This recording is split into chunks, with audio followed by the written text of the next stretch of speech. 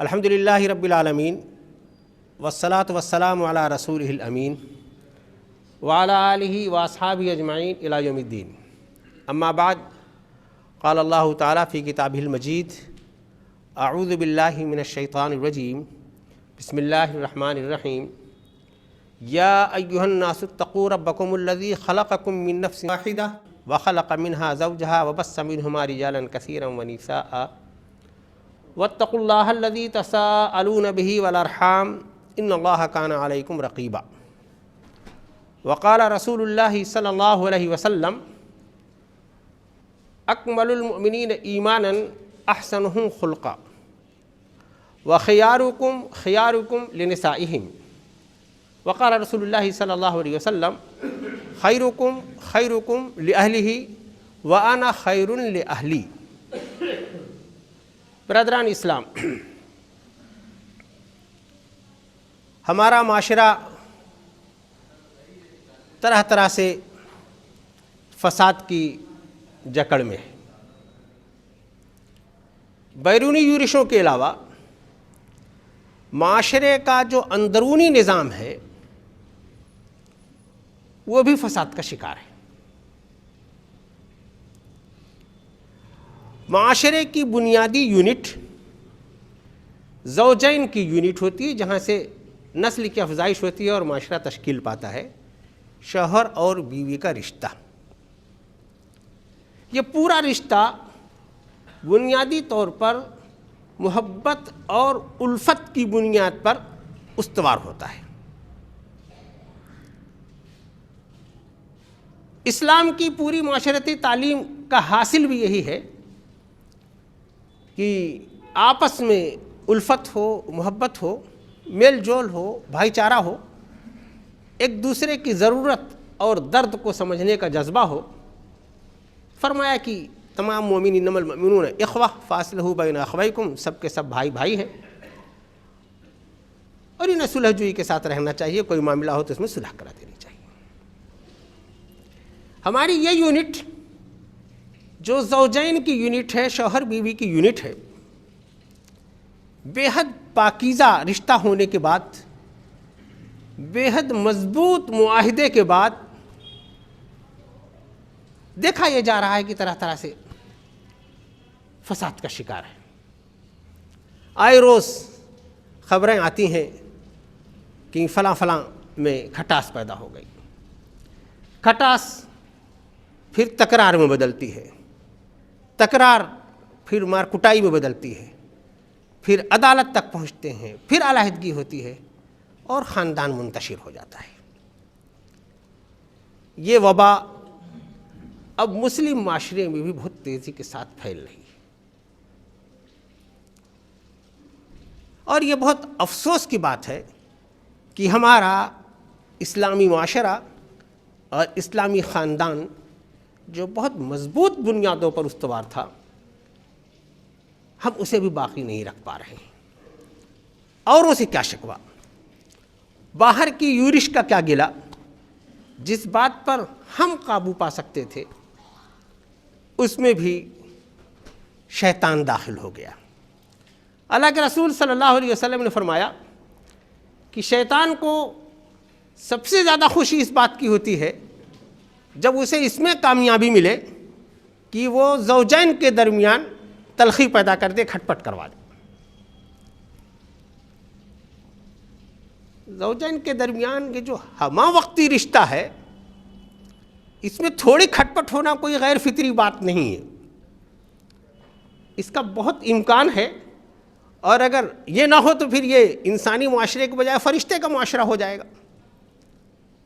ہم جب حیات طیبہ رسول پاک صلی اللہ علیہ وسلم کی پوری زندگی کا مطالعہ کرتے ہیں، اندرونی زندگی، خانگی زندگی نہایت خوشگوار زندگی ہے، اس کے باوجود وہاں بھی کھٹ پٹ کا اشارہ قرآن مجید میں ملتا ہے کہ ہے تو تھوڑی کھٹ پٹ ہو جائے، اس کا امکان ہے.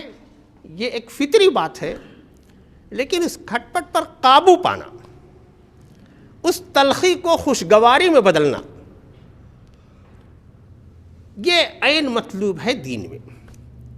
میں نے ابھی شروع میں جو قرآن مجید کی آیت کی تلاوت کی، یہ آیت پاک ہم لوگ اکثر نکاح کے موقع پر سنتے ہیں، جس میں اللہ تعالیٰ نے نسل کی افزائش کی بنیاد بتائی ہے کہ تخلیق انسانی اور انسانی نسل اس کی افزائش کیسے ہوتی ہے، رشتے جو بنتے اور فروغ پاتے ہیں ان کی کیا اہمیت ہے، اور اس میں تاکید اس بات کی گئی ہے کہ جو رشتہ استوار ہو گیا ہے اب اس کی حقوق کی ادائیگی کے سلسلے میں اللہ کے ہاں جواب دہی ہونی ہے۔ میں نے 2 احادیث آپ کے سامنے پیش کی۔ اللہ کے رسول صلی اللہ علیہ وسلم نے فرمایا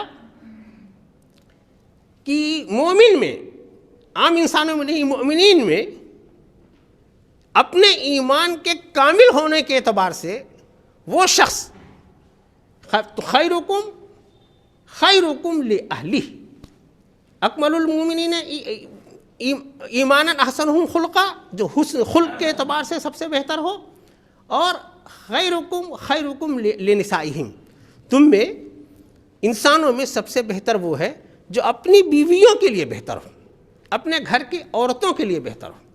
دوسری حدیث میں اللہ کے رسول صلی اللہ علیہ وسلم نے فرمایا خیرکم خیرکم لأہلی، تم میں سب سے بہتر وہ ہے جو اپنے اہل و عیال کے لیے بہتر ہے۔ پھر اللہ کے رسول صلی اللہ علیہ وسلم نے ارشاد فرمایا وَأَنَا خَيْرٌ لِأَهْلِي، اور یہ جان رکھو کہ میں بھی اپنے اہل و عیال کے لیے خیر کا معاملہ کرتا ہوں، اور میں خیر بننے کی، سب سے بہتر بننے کی کوشش کرتا ہوں۔ یہ بنیاد ہے دین کی، یہ تعلیمات ہیں دین کی، اور اگر ہم لوگ اپنے معاشرے کا، اور خاص طور سے جہاں تعلیم اور تہذیب کی زیادہ رمق نہیں پہنچی ہے، ایسے کریہ واقعات سننے کو ملتے ہیں کہ شوہر نے بیوی کو ذبح کر دی، ذرا سے غصے پر بیوی کو طلاق دے دی، ذرا سا جذبات پر قابو نہ پا کر کے خاندان منتشر ہو گیا۔ اگر وہ انتہائی صورت نہیں پہنچتی تو بھی روز کی کھٹ پٹ ہے، دال میں نمک کم زیادہ ہونے پر کھٹ پٹ ہے، مرضی کی خواہش اور خدمت نہ ہونے پر کھٹ پٹ ہے، گویا زندگی تو گزرتی ہے لیکن بے سکونی میں گزرتی ہے۔ ہمارے اسلامی تعلیمات کی جو بہت بنیادی روح ہے وہ یہ ہے کہ یہ رشتہ جو الفت اور محبت کی بنیاد پر قائم ہوا ہے تو ساری زندگی خوشگواری کے ساتھ گزرنی چاہیے، آنگن میں خوشیوں کی بہار ہونی چاہیے، خوشیاں مچلنی چاہیے۔ جب یہ ہوگا تو یہ رشتہ بھی پائیدار ہوگا، اولاد کی تربیت بھی خوشگوار ماحول میں ہوگی، باقی رشتہ داروں کے حقوق بھی خوشگواری کے ساتھ ادا ہوں گے۔ اس لیے اس کی بہت بنیادی تاکید ہے کہ ہر مسلمان کو اس بات کا خیال رکھنا چاہیے کہ زوجین میں بہت خوشگوار معاملات ہوں۔ ان باتوں پر ہم لوگ اپنا ذاتی معاملہ اپنے سامنے رکھ کر کے، ہم بڑے ہو گئے، ہماری اچھی گزر گئی، ہمارے بچوں کے جو معاملات آ رہے ہیں ان کو سامنے رکھ کر کے اگر ہم دیکھیں تو ہمارے یہاں ابھی اصلاح کے کرنے کے کام بہت ہیں۔ اسلامی معاشرہ جن بنیادوں پر استوار ہوا ہے اس معیار تک پہنچنے کے لیے بھی ہمیں کافی محنت کرنی ہے، کافی جد و جہد کرنی ہے، اور اللہ کے رسول صلی اللہ علیہ وسلم نے یہ جو بشارت دی ہے کہ سب سے اچھا انسان تمام مومنین میں، تمام انسانوں میں تم بن سکتے ہو اس بات سے کہ تم اپنے گھر والوں کے لیے اچھے بن جاؤ، تو وہ اچھائی کا تمغہ اگر ہم حاصل کرنا چاہتے ہیں تو ہمیں اپنے گھروں میں یہ کام کرنا پڑے گا۔ یہ جو کھٹ پٹ ہوتی ہے، ناراضگی ہوتی ہے، خفگی ہوتی ہے، کئی مرتبہ بہت چھوٹے چھوٹے اسباب ہوتے ہیں اور وہی بڑھتے بڑھتے بہت بڑے ہو جاتے ہیں۔ کبھی حق طلبی کا جذبہ ہوتا ہے کہ ہمارا حق ادا نہیں ہوا، کبھی احساس برتری اور کمتری کا معاملہ ہوتا ہے کہ ہم قوام ہیں، ہماری چلنی چاہیے، اور وہ ہے کہ گھر ہمارے ہاتھ میں ہے، ہماری چلنی چاہیے۔ کبھی خواہشات اور آرزوؤں اور فرمائشوں کی تکمیل اور عدم تکمیل کا معاملہ ہوتا ہے، اور زیادہ تر معاملات میں سماجی جو دباؤ ہے اور سماج کی جو ریت روایات ہیں ان کی وجہ سے اخلاف فشار پیدا ہوتا ہے۔ اب اگر ہم اللہ کے رسول صلی اللہ علیہ وسلم کی زندگی دیکھیں، قرآن مجید کی آیات دیکھیں، اللہ کے رسول صلی اللہ علیہ وسلم نے جو معاشرہ بنایا تھا اس کو دیکھیں، تمام ایک صورت صرف ہم کو نظر آئے گی کہ وہاں خوشگواریاں ہی خوشگواریاں ہیں۔ ہمارے ہندوستانی معاشرے میں زیادہ تر لوگوں کے پاس صرف ایک بیوی سے واسطہ ہے۔ اللہ کے رسول صلی اللہ علیہ وسلم کے پاس تو 9 اور 11 بیویاں ہیں۔ صحابہ کرام کے پاس سب کے پاس متعدد بیویاں تھیں۔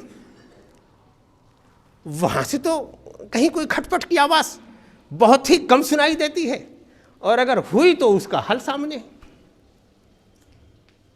اس کے آسان حل سامنے ہے۔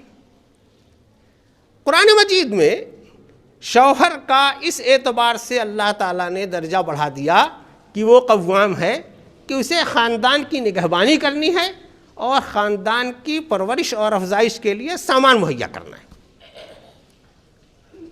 اس کا مطلب یہ نہیں ہے کہ ہمیشہ وہ ایک پاؤدان اوپر ہے۔ اسی طرح سے گھر خاتون خانہ کو بھی کئی جگہ اللہ تعالیٰ نے سب سے اوپر رکھا، اس کا مرتبہ اوپر رکھا، اس کا حق اوپر رکھا، دنیا میں بھی اوپر رکھا، اور آخرت میں تو ماں کا اوپر ہے ہی۔ آسان سی ترکیب بتائی گئی کہ یہ جو حق حقوق کا مسئلہ ہوتا ہے، ہم لوگوں کے مزاج میں یہ بات بیٹھی ہوئی کہ ہمیں اپنا حق حاصل کرنے کی فکر کرنی ہے، ہماری ذات گرامی کو ہمارا پورا حق ملنا چاہیے۔ صرف اسی کو اس بات میں بدلنا ہے کہ ہر انسان پر جو آدمی جس سطح میں جس حیثیت میں بھی ہو، اس کے اوپر دوہری ذمہ داری ہے، حق دینا ہے، حق لینا ہے۔ تو لینے میں ہم جو اپنا ساری توانائی صرف کر دیتے ہیں، خالی حق دینے کی فکر کریں۔ ہر آدمی ہر سطح پر، بچہ ہے تو بچہ، بیوی ہے تو بیوی، شوہر ہے تو شوہر، والدین ہے تو والدین، سب کے اوپر حقوق الگ سے ہیں، اور سب کو جو حقوق پہنچنے ہیں وہ دونوں متعین ہیں۔ اور اللہ کے رسول صلی اللہ علیہ وسلم نے فرمایا کلکم راعٍ وکلکم مسئول عن رعیتہ، سب کے سب تم میں سے جو ہے وہ ذمہ دار بنائے گئے ہو، اور سب کو اپنی ذمہ داریوں کا اللہ کے حضور جواب دینا ہے۔ تو اب یہ دیکھنے کی ضرورت ہے کہ جب ہم یہ سمجھتے ہیں کہ ہم راعی ہیں، ہم قوام ہیں، تو گرم گرم روٹی کھانا ہمارا حق ہے، باسی روٹی کھانا بیوی کا حق ہے۔ کبھی بھی کسی معاشرے میں مرد اور عورت کے کاموں کا صرف جائزہ لے لیا جائے، ہم لوگوں کے مردوں کی ڈیوٹی 4 گھنٹہ 8 گھنٹہ 10 گھنٹہ 12 گھنٹہ سے زیادہ نہیں ہوتی، اور اپنے وہ باہر والے فرائض ادا کر کے جب گھروں میں پہنچتے ہیں تو لگتا ہے کہ اب ہم بادشاہ سلامت اپنے گھر میں ہیں، اور اب ساری چیزیں خاطرداری ہماری ہونی چاہیے۔ کبھی بھی ہم نے اپنے گھر میں اپنی بیوی کی کارکردگی کا جائزہ نہیں لیا کہ اس کی ڈیوٹی کے آورز کتنے ہیں، اس کے کام کتنے ہیں، اس کی ذمہ داریاں کتنی ہیں، اور اگر کبھی وہ اپنی ڈیوٹی میں کوتاہی کر جائے تو ہمارا جو گھریلو نظام ہے کیسے منتشر ہو جائے گا۔ لیکن وہ قوامیت کا جذبہ ہمارے دماغ میں اتنا بڑھا رہتا ہے کہ کئی مرتبہ صرف ہم حق لینے کے لیے فکر مند ہوتے ہیں، حق دینے کے لیے فکر مند نہیں ہوتے۔ کھٹ پٹ یہاں سے شروع ہوتی ہے، اور یہی جذبہ کئی مرتبہ بیوی کے اندر ہوتا ہے کہ وہ بھی کتاب پڑھ کر کے آتی ہے کہ یہ کرنا تمہارا، یہ لینا تمہارا حق ہے، اور وہ مطالبات کی لسٹ ہی سامنے پیش کرتی رہتی ہے۔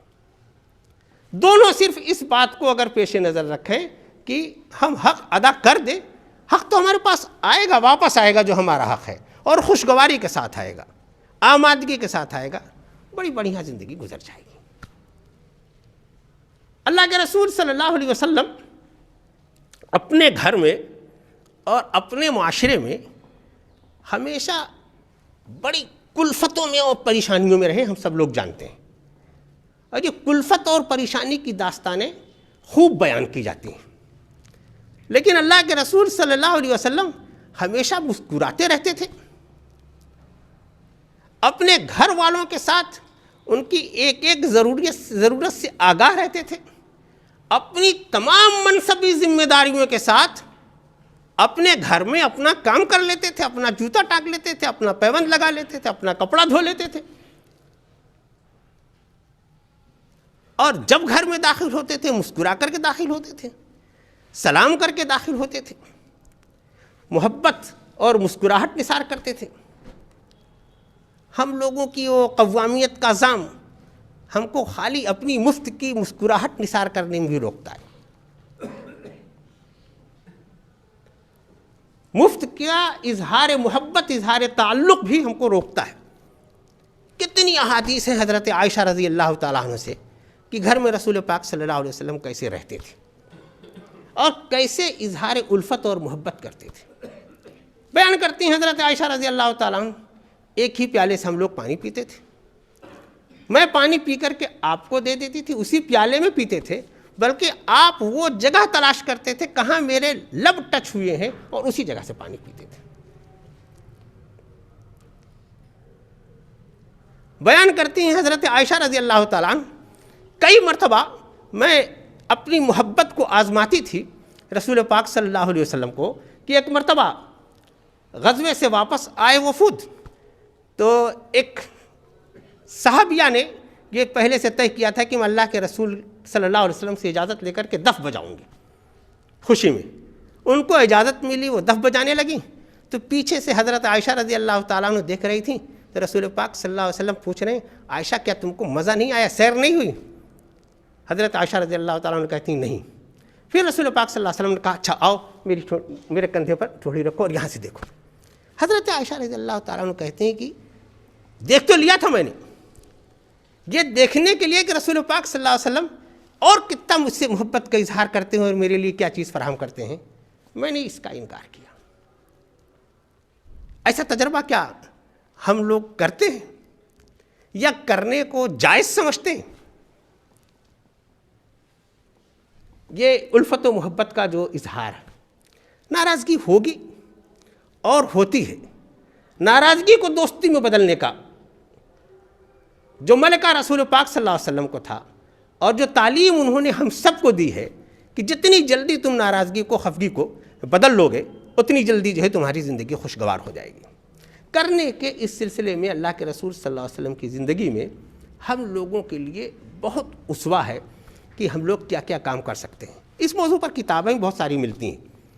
اللہ کے رسول صلی اللہ علیہ وسلم کی زندگی میں ایسے خوشگوار بڑے واقعات ملتے ہیں۔ ان سب چیزوں میں گھر کو کے ماحول کو خوشگوار بنانے میں جہاں شوہر بیوی کے تعلقات کو خوشگوار ہونا ضروری ہے، وہیں اولاد کی تربیت کا بھی خیال رکھنا ضروری ہے۔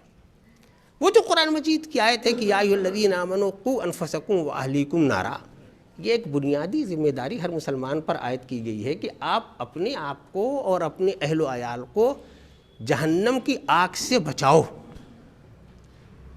ہم لوگ اپنے اہل و عیال کو اپنی تربیتی نظام میں اچھی تعلیم کا، اچھے لباس کا، اچھی سہولیات کا، سب باتوں کا ہم لوگ انتظام کرتے ہیں۔ کیا یہ بات بھی ہمارے پیش نظر ہوتی ہے کہ میں اپنے اعمال اور کردار سے تو جنت میں جانے کا مستحق ہوں، میری اولاد بھی میرے ساتھ جنت میں ہو؟ یہ جو تاکید ہے کہ قوا انفسکم واہلیکم نارا، اس کے لیے رسول پاک صلی اللہ علیہ وسلم کو معمول یہ تھا کہ خود عبادت کرتے تھے اور اپنی عبادات میں گھر کے لوگوں کو خوب شریک رکھتے تھے۔ عبادت ہم سب لوگ کرتے ہیں، اللہ کا فضل ہے، اور عبادت سے مراد صرف نماز، روزہ، حج، زکوٰۃ نہیں، سبھی کچھ ہے، انفاق ہے، جہاد ہے، خیر خواہی ہے، اچھے بولنا ہے، سبھی کچھ ہے۔ اس میں مسابقت قرآن مجید کی بڑی بہت دل سوز آیت ہے۔ حضرت زکریہ رضی اللہ تعالیٰ عنہ، حضرت زکریہ علیہ السلام نے اللہ تعالیٰ سے دعا کی کہ اللہ مجھے اولاد عطا فرما، بیوی تو ہے مگر اولاد نہیں ہو رہی ہے، مجھے اولاد عطا فرما، اور آپ بہترین وارث عطا کرنے والے ہیں اور خود بہترین وارث ہیں۔ تو اللہ تعالیٰ اس کے جواب میں یہ کہتا ہے کہ فاستجبنا لہ ووہبنا لہ یحییٰ واصلحنا لہ زوجہ انہم کانوا یسارعون فی الخیرات ویدعوننا رغبا ورہبا وکانوا لنا خاشعین۔ ہم نے حضرت زکریہ کی دعا سن لی اور انہیں یحییٰ نام کی ایک اولاد عطا کی، اور ہم نے ان کی وَأَصْلَحْنَا لَهُ زَوْجَةً، ان کی بیوی کو ٹھیک ٹھاک کر دیا، ان کے اندر اولاد کی صلاحیت پیدا کر دی۔ پھر اس کے بعد کا جو کام ہے شوہر اور بیوی کا، اس کے بارے میں اللہ تعالیٰ نے بتایا کہ انہم کانوا یسارعون فی الخیرات، یہ لوگ خیرات میں، نیکی کے کاموں میں یہ مسابقت کرتے تھے۔ ایک آدمی نے 10 روپیہ خرچہ کیا، بیوی نے، شوہر نے کہا میں 20 روپیہ خرچہ کروں گا۔ ایک آدمی نے 2 رکعت نماز پڑھی، اس نے کہا میں 4 رکعت نفل پڑھوں گی۔ ایک آدمی نے کوئی اور ایک بھلائی کا کام کیا، دوسرے نے کہا مسابقت۔ ہم لوگ اپنی نمازیں پڑھ لیتے ہیں، زوجہ بھی نماز پڑھ رہی ہے، زوجہ بھی پردہ کر رہی ہے، زوجہ بھی اللہ کی طرف راغب ہے، اس کی فکر نہیں ہو پاتی۔ اور اولاد تو اس کی تو اور بھی بہت کم فکر ہوتی ہے۔ تو میرے بھائیوں، گھر میں خوشگواری معاشرے کی خوشگواری کی بنیاد ہے۔ اگر ہم لوگ یہ چاہتے ہیں کہ ہمارے معاشروں میں خوشیوں کی بہار آئے، تو اس کا آغاز ہمارے گھر سے ہوگا، اور گھر کی پہلی یونٹ زوجین کے رشتے میں خوشگواری سے ہوگا۔ یہ کام ہمارے کرنے کا ہے۔ ہمارے سامنے قرآن مجید کی ہدایات ہیں، اللہ کے رسول صلی اللہ علیہ وسلم کا اسوہ ہے، اسے کر کے دیکھیں، انشاءاللہ خوشیوں کی بہار ہمارے آنگن میں کھلے گی، اور یہ ہماری بہت بنیادی ضرورت ہے، اور یہیں سے معاشرے میں اصلاح کا آغاز ہوگا۔ دعا فرمائیں کہ اللہ تعالی ہمیں تمام شعبے میں جو دین کی صحیح تعلیمات ہیں، اس تعلیم کا ہمیں صحیح شعور عطا فرمائے۔ اللہ تعالیٰ ہم سے جس طرح کی زندگیاں چاہتا ہے، جس طرح کی عبادت چاہتا ہے، جس طرح کا معاملہ چاہتا ہے، اللہ تعالیٰ ہمیں شعور کے ساتھ ان معاملات کو اسی روح کے ساتھ ادا کرنے کی توفیق عطا فرمائے۔ اللہ تعالیٰ ہمارے گھروں میں، ہمارے معاشرے میں خوشیوں کی بہار لائے۔ اللہ تعالیٰ ہم سب لوگوں کے رشتوں کو بہترین بنیادوں پر استوار فرمائے۔ ہمارے معاشرے میں جو فساد بھر آیا ہے، اللہ تعالیٰ ہمیں ایسے فساد سے، ایسی برائیوں سے نجات عطا فرمائے۔ بارک اللہ لنا و لکم فی القرآن العظیم ونفعنا و ایاکم بآیات و ذکر الحکیم۔